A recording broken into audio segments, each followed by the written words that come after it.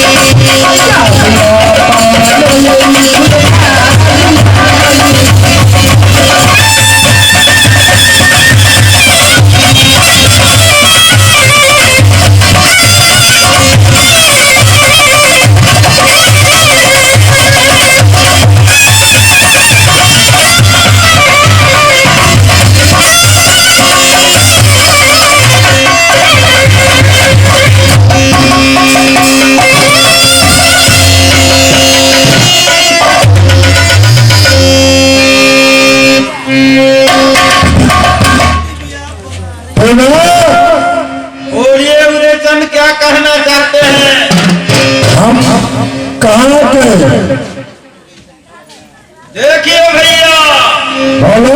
वही फुलवारी है सोमदेवा की, यहाँ रुकना होगा। वही है भैया, सोमदेवा का है भैया, राजा शांत है। बोलिए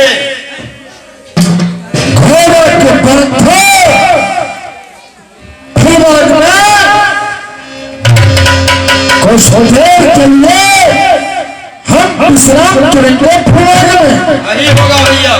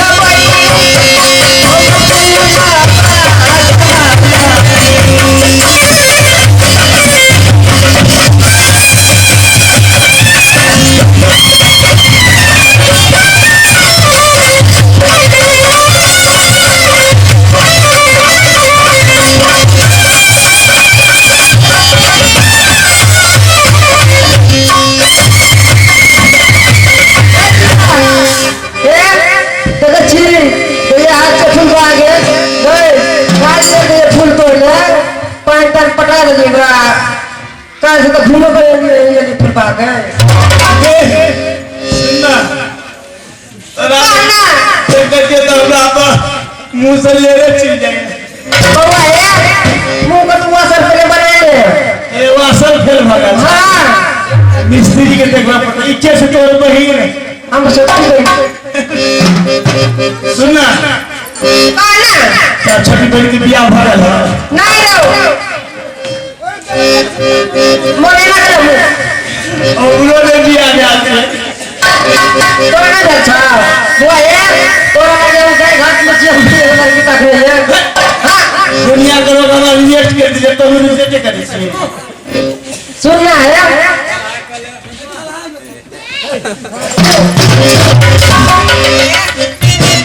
ए बाबा जल्दी चलो ए बाबा फुलबा को फूल तोड़ दे बाबा और महारानी जी के नेक दिनों के बाद अपनी फुलबा के आती हो और फूल सुंदर सुंदर झूठ के ले जाती हो अपनी महारानी सोना के देती हो और पूजा करती है महारानी सोना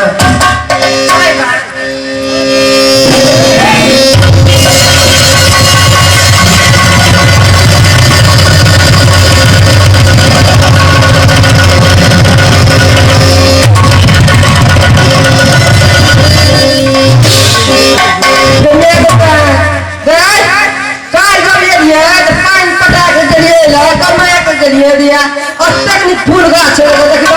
एक कोटा छै मतलब अथी जम्मा मुरझा गेल छै गाय मुरझा त के छै रोटा लग नहीं दे है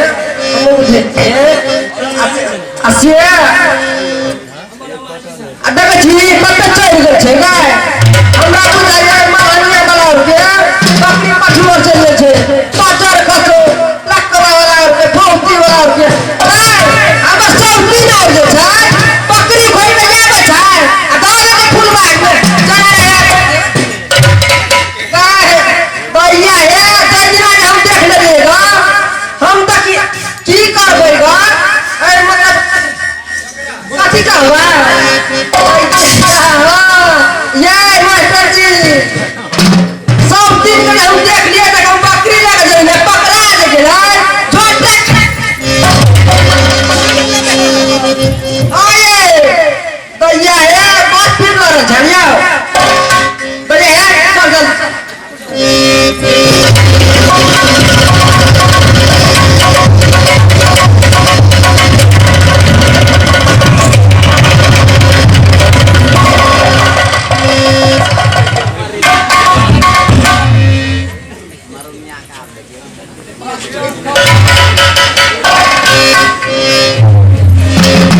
क्या हो गई टुनकी धरिया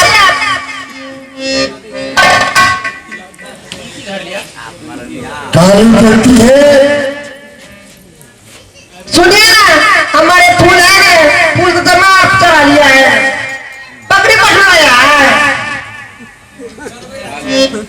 तुम कौन है हम मालिन है कहाँ क्यों नहीं है माने नहीं कराने वाली मालिन है नैना क्यों मालूम है हाँ माले कहिए ना